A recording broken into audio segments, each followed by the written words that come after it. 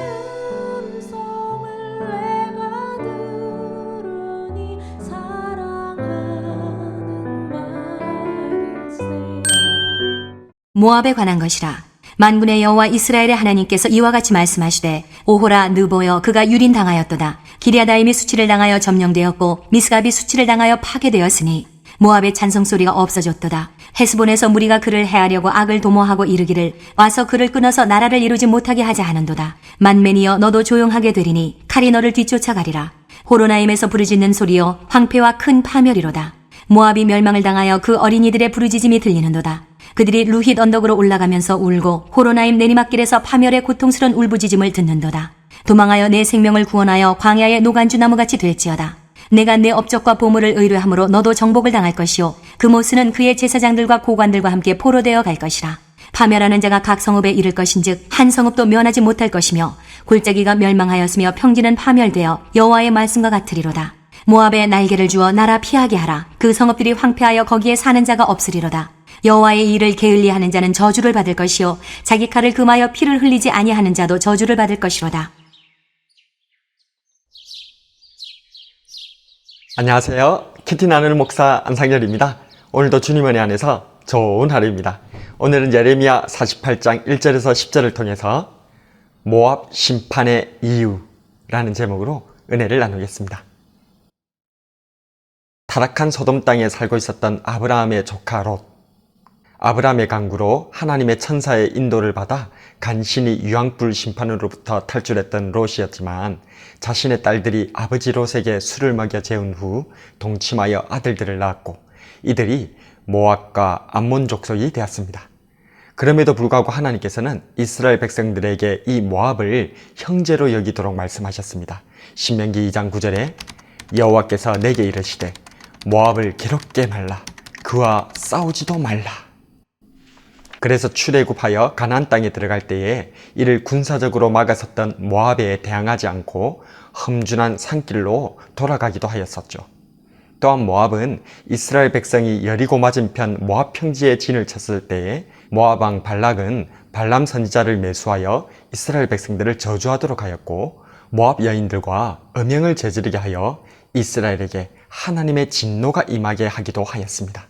사사시대에는 모압왕 에글론이 암몬과 아말렉과 연합군을 형성하여 이스라엘을 공격하여 18년 동안 이스라엘을 지배하기도 하였고 이러한 모압 족속은 사울왕 때까지 이스라엘과 대적관계였었고 다윗왕 이후로는 이스라엘에게 정복당했으나 잦은 배신을 일삼아왔던 민족이었습니다.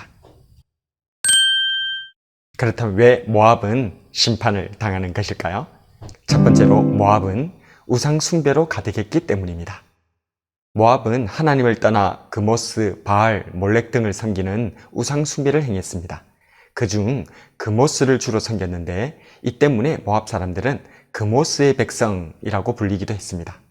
이 그모스는 우상 중에서도 하나님께서 특별히 싫어하는 것이었습니다. 왜냐하면 자녀를 제물로 바치는 인신제사를 받는 우상이었기 때문이었습니다. 실제로 모압 왕 메사는 이스라엘과의 전투에서 전세가 불리해지자 마다들을 인신제사로 드렸습니다. 그래서 예레미야 선지자는 이 그모스와 그모스를 숭배하는 모압 사람들이 포로로 잡혀갈 것이며 수치를 당할 것이라고 예언하였던 것입니다.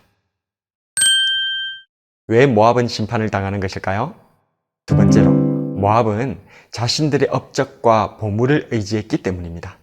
7절에 네가 너의 업적과 보물을 의뢰함으로 너도 정복을 당할 것이요 그모스는 그의 제사장들과 고관들과 함께 포로되어 갈 것이라. 우리는 자신의 손으로 일군 것들을 자랑스러워합니다. 모압이 자신의 업적과 보물을 의지했던 것처럼 말이죠.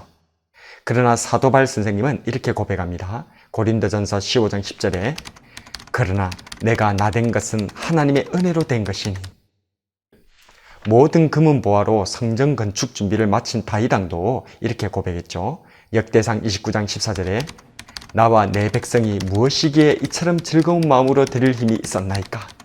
모든 것이 주께로 말미암아 싸우니 우리가 주의 손에서 받은 것으로 주께 드렸을 뿐이니이다. 내가 나된 것이 모두 하나님의 은혜임에도 불구하고 말로는 하나님께 영광이라면서 속으로는 내가 잘나서, 내가 노력해서 이렇게 된 것이지 라고 생각했다는 것입니다. 우리는 하나님을 섬긴다고 하면서 내 업적과 공로, 세상의 재물을 자랑하고 있지는 않습니까? 왜 모압은 심판을 당하는 것일까요? 마지막으로 모압은 유리한 지리적 조건을 의지했기 때문입니다. 일찍이 이사야 선지자는 다른 민족에게는 강력한 심판을 예언했지만 모압에게는 미리 피할 길을 제시해 주기도 하였습니다. 그러나 모압은 이사야의 예언을 받아들이지 않았습니다. 따로 믿는 구석이 있었던 것이죠. 그들은 지리적으로 든든한 요새가 많았고 풍부한 물도 있어서 안전하고 풍요로웠습니다. 그래서 그들은 평안하고 포로도 되지 않는다고 교만했던 것이죠. 11절에 모압은 젊은 시절부터 평안하고 포로도 되지 아니하였으므로 마치 술이 그 찢기 위에 있고 이 그릇에서 저 그릇으로 옮기지 않은 같아서 그 맛이 남아있고 냄새가 변하지 아니하였도다. 이러한 교만 때문에 모압은 결국 하나님의 심판으로 바벨론 왕 느부갓네살에 의해 정복당했고 이후에는 로마에 의해 완전히 멸절당하게 되고 말았던 것이죠. 모압은 풍요하고 평안한 삶을 영위해 왔습니다. 그들에게는 고통이 임하지 않을 것처럼 보였습니다. 그러나 하나님께서 바벨론을 통해 심판하시자 그들이 그동안 의지했던 모든 것이 아무 소용이 없게 되었습니다. 그들이 의지하던 그모스 신도, 그들이 자랑하던 보물들도, 그들이 자신하던 요새도 파멸해 버리고 말았던 것입니다. 오늘 우리는 모압에게 임한 심판의 이유를 살펴보았습니다. 모압처럼 우상과 이 세상과 자신을 의지하는 사람은 모압처럼 심판을 받게 될 것입니다. 우리는 하나님께서 오늘이라는 기회를 아직 우리에게 주셨을 때에 말씀 앞에 돌이켜 회개해야 할 것입니다. 히브리서 3장 13절에 오직 오늘이라 일컫는 동안에 매일 피차 곤면하여 너희 중에 누구든지 죄의 유혹으로 완고하게 되지 않도록 하라. 매일 서로 말씀 안에서 곤면하여 죄악에서 돌아서는 우리 온 가족이 되기를 주님의 이름으로 축복합니다. 오늘의 묵상과 기도.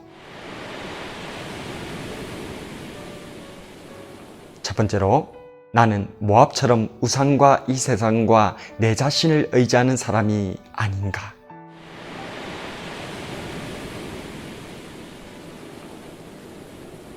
두 번째로 나는 오늘을 죄악의 기회로 사용하는가, 회개의 기회로 사용하는가?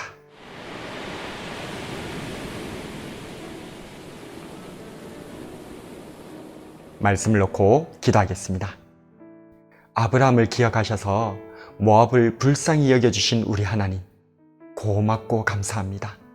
모압이 비록 죄악 가운데 출생하여서 하나님을 모르고 그 형제되는 이스라엘을 그렇게나 대적하였으나 오래도록 참아주신 우리 하나님. 그러나 모압은 하나님께서 주신 회개의 기회를 발로 차버리고는 심판을 불러오는 죄악의 병을 스스로 가득 채우고 말았습니다.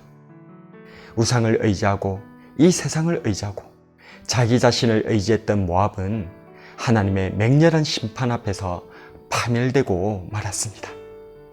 우리는 하나님께서 오늘이라는 기회를 주셨을 때에 서로 권면하고 죄악에서 회개하여 주의 백성답게 살아갈 수 있도록 도와주시옵소서. 모압을 통해서 내 자신을 돌아보고 돌이키게 하신 우리 주 예수님 이름으로 기도드립니다.